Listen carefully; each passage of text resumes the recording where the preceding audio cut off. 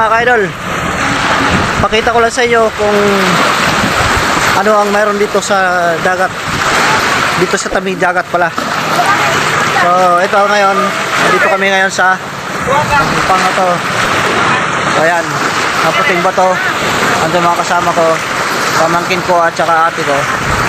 So dito wala na problema mga kaluwa sa pagpulutan. Kung gusto nyo ng pulutan, ito ipapakita ko sa inyo mga ka-idol.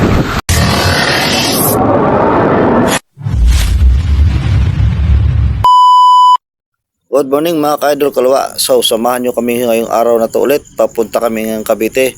At syempre kailangan natin ipuntak ang motor para malaman natin kung magkano talaga ang magagastos namin na gas papunta ng Ternate, Cavite.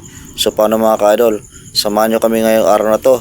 Pagkatapos ko gasolina, tatakboy natin ang Cavite, Ternate. So ayan na mga ka-idol, nandito na kami sa tabing dagat. So ayan, nakikita nyo ang kabatuhan na yan. Ngayon kasi medyo malaki-laki ang tubig, kaya ganyan ang ano. So ayan, nadat na namin na medyo mahangin lang, pero kayang-kaya naman to. So ayan. Palit lang naman alo. So ayan, yung lugar na yon, yun yung Ternate Beach.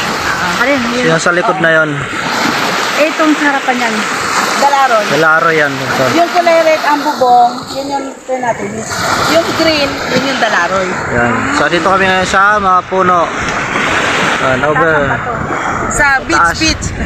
Taas ng bato. Sariling beach. Pakita ko lang sa inyo kung ano ang mayroon dito sa dagat, dito sa tabing dagat pala. So ito ngayon, dito kami ngayon sa pang ito. So ayan, naputing ba to? Andun mga kasama ko, pamangkin ko at saka ate ko. So dito wala na problema mga kaluwa sa pulutan. Kung gusto nyo ng pulutan, ito ipapakita ko sa inyo mga ka-idol. So ayan o. Yan, may mga sisi tayo mga ka-idol o. Kailangan lang dito suka at saka pang tilting. O.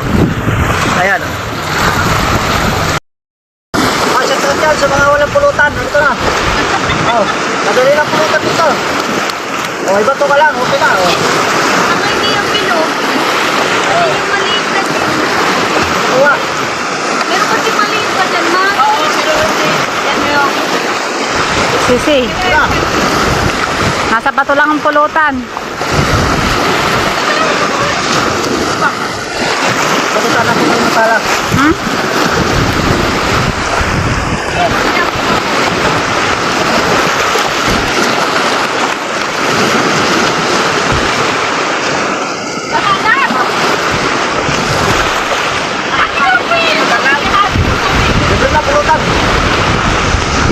Kami dito, nasa tabi lang oh, mga ka-idol oh. Habang nagtatagay kayo, may pantiltig na dito. Oh, ayan oh. Oh, ayan.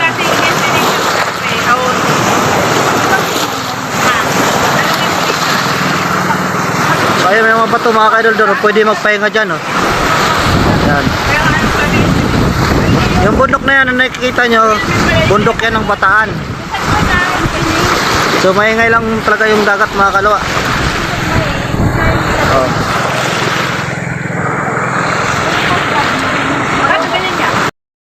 Ayan mga kalwa, pupunta muna ako dito sa kabilang kabatuhan. Dahil may napansin lang ako mga kaidol, ang lalaki ng bato dito. So sa mga picture lang naman, napakaganda dito mga kaidol.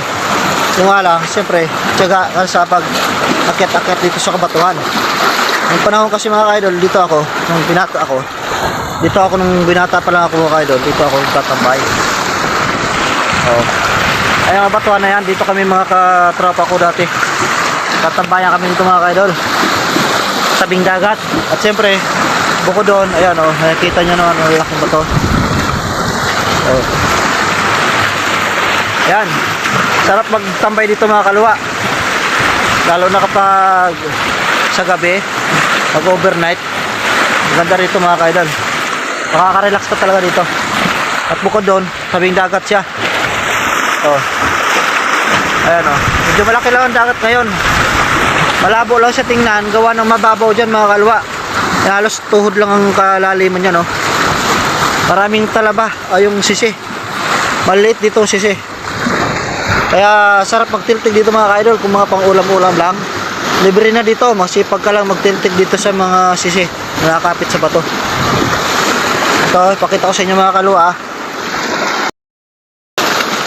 So ayan oh. Oh. Ayan. Dami sisi mga kadol. Ayan oh. Ipaulam lang kailangan. O ayan oh. Oh. Tititikin mo lang yan. Dala ka lang ng matalas na bagay para tiktikin yan.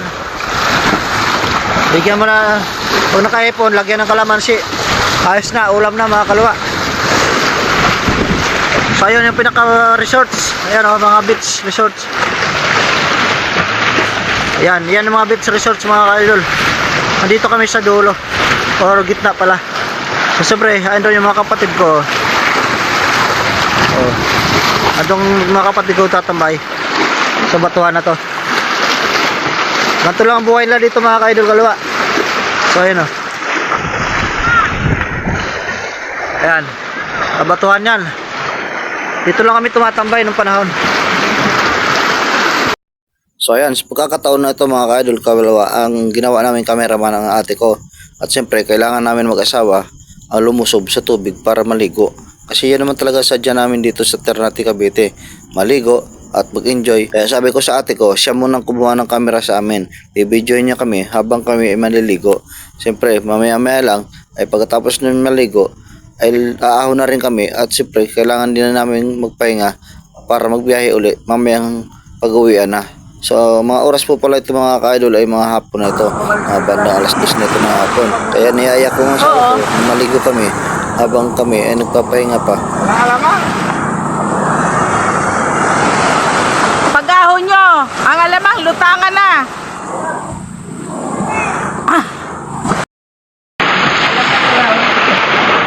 May bato mga ka-idol. May alin pa yan.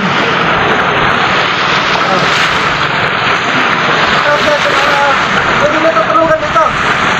Latag ka lang dito. Okay na. Pwede mo tulog.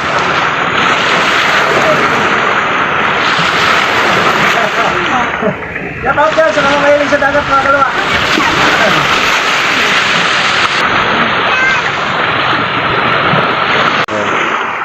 Yan lang ibang kanila mga kalwa oh. Oh. Yan yung paakyat sa taas na kung saan sila nakatira. Yan, nandito yung iba mga bangka nila oh. Yan, nakahangir lang kasi hindi pa nila gamit. Pero ito talaga yung ino-operate nila araw-araw. Yan, ito yung ino-operate nila araw-araw mga kaidol. Dito sila dadaan.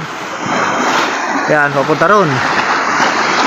Yan, sa tabi lang naman sila maglalaot eh. Ayan. Gusto yung puting bato, ayan o. Ayan, tatambay-tambay lang sa taas. Pwede rin sa ilalim. So ayan, shoutout nga pala sa mga taga Cavite. Nakapasyal din kami sa tagal na panahon dito sa lugar nila ng Ternate. Ayan. Mahangin. Malakas yung ano. Maliit lang yung alon pero mahangin lang siya mga kalwa. Kaya halos timingan lang kung maglambat dito yung mga bayaw ko. Dahil hindi man kalakihan yung mga bangka nila, mga pangsaktuhan lang talaga panghanap buhay.